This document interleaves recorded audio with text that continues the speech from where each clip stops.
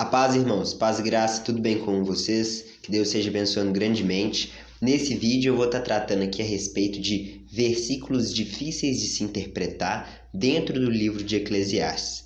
Então, se você está assistindo esse vídeo, você já pode ir no canal, deixar o like e também vai no lugar das playlists, que vai ter um lugar onde eu deixei todos os vídeos que eu falo sobre o livro de Eclesiastes. É um livro muito importante de ser estudado e ele tem textos difíceis onde, se a pessoa não compreender o contexto do livro, se a pessoa não entender qual que é a mensagem que o livro realmente está trazendo, ela vai achar que todo o trabalho do homem é vão, que a vida é inútil. Então, assim, tem pessoas que eles nem cristãos são, só que eles leem a Bíblia e eles leem Eclesiastes e eles usam Eclesiastes para refutar a Bíblia no geral. Então, eu já vi vídeos no YouTube de pessoas fazendo isso, usando o livro de Eclesiastes para passar uma perspectiva de vida contrária ao que o restante da Bíblia está falando.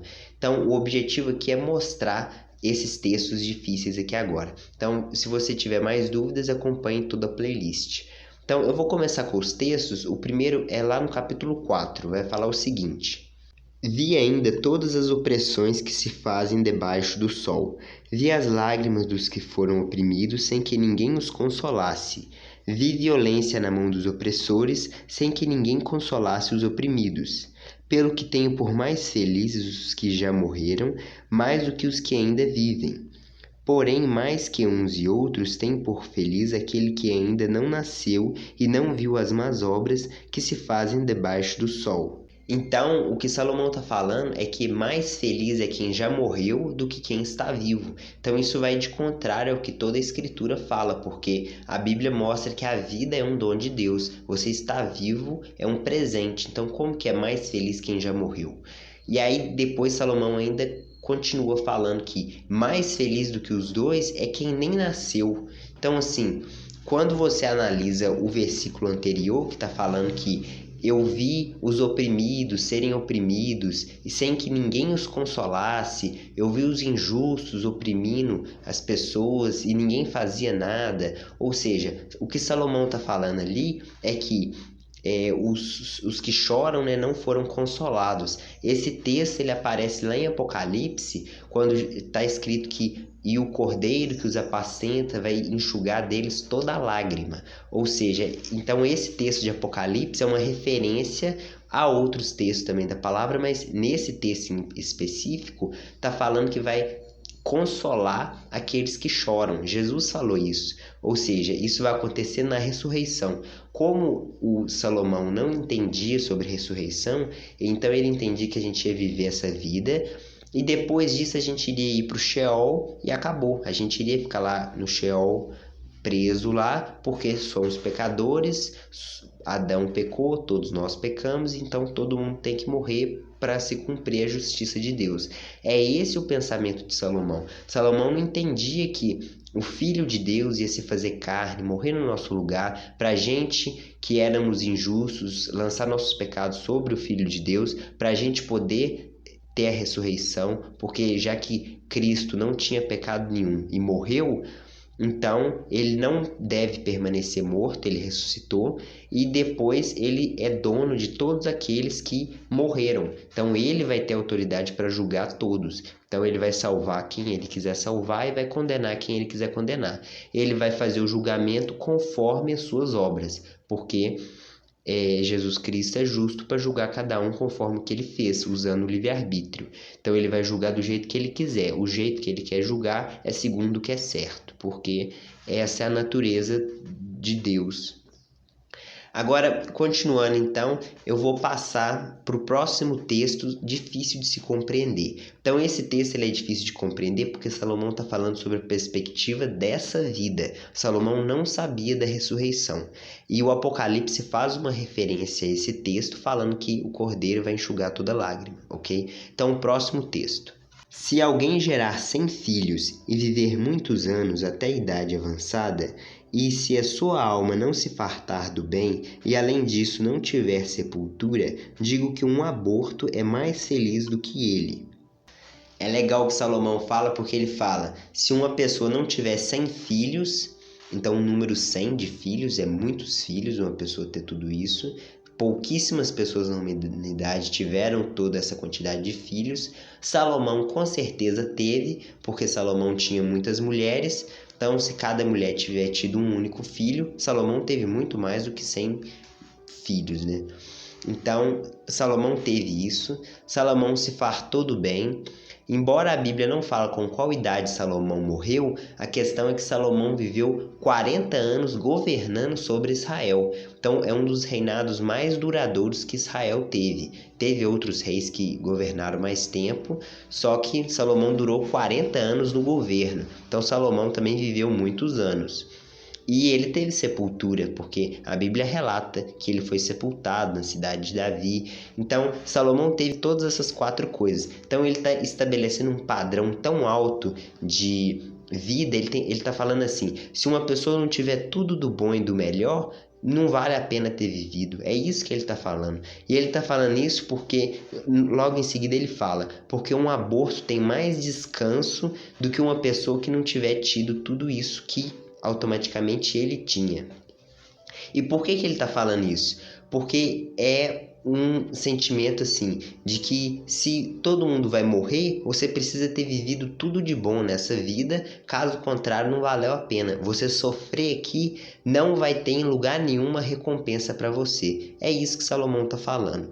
E lógico, Salomão não compreendia a ressurreição. Esse é o ponto principal de se entender. E é bonito de se entender isso, entendendo que é palavra de Deus, só que é palavra de Deus sobre a escrita de um homem que ainda não tinha todo o conhecimento que veio logo em seguida com os profetas. Apesar de que Abraão, Moisés, esses homens entendiam a ressurreição, tem como entender que eles entendiam, só que é aquela coisa, né? Não significa que você viveu num tempo que você, mesmo tendo ferramentas para entender coisas a respeito de Deus, tem pessoas que não vão entender, né? O próximo texto. Tudo isto vi nos dias da minha vaidade. Há justo que perece na sua justiça e há perverso que prolonga os seus dias na sua perversidade. Não sejas demasiadamente justo, nem exageradamente sábio, porque te destruirias a ti mesmo? Não sejas demasiadamente perverso, nem sejas louco, porque morrerias fora do teu tempo? Esse texto também ele é interessante porque Salomão está falando assim, não seja demasiadamente justo, porque por que você vai se destruir a si mesmo? Então, esse conselho que Salomão está passando, nem Jesus Cristo seguiu ele. É palavra de Deus, só que o que Salomão está escrevendo, ele está olhando sempre sob uma perspectiva das coisas que acontecem debaixo do sol, como o próprio livro fala o tempo todo. Tudo é vaidade debaixo do sol. Nunca Salomão está falando de um reino vindouro, porque Salomão não sabia que isso ia existir. E é bonito de se entender isso. Então Salomão está falando, não sejas demasiadamente justo e não seja exageradamente sábio. O exageradamente sábio a gente ainda iria conseguir justificar, porque quanto mais sabedoria você tem, quanto mais você tem, mais vai ser cobrado. Embora quanto mais você souber e mais você produzir, mais Deus vai te recompensar. Então, tudo tem um preço e tal. Então, ainda dá para a gente entender essa segunda parte do versículo. Agora, a primeira parte, não seja muito justo, Jesus não seguiu esse conselho, porque Jesus não pecou. Então, Jesus foi muito justo. Os apóstolos, embora todos os homens pecaram, né? O único que não pecou é Jesus, mas todos os homens pecaram. O apóstolo Pedro, Paulo, João, todos os apóstolos tiveram erros, mesmo que não esteja escrito na Bíblia, eles morreram. Então, significa que todos os homens pecaram em alguma coisa, mas eles eram demasiadamente justos. Os profetas que Deus levantou foram homens demasiadamente justos.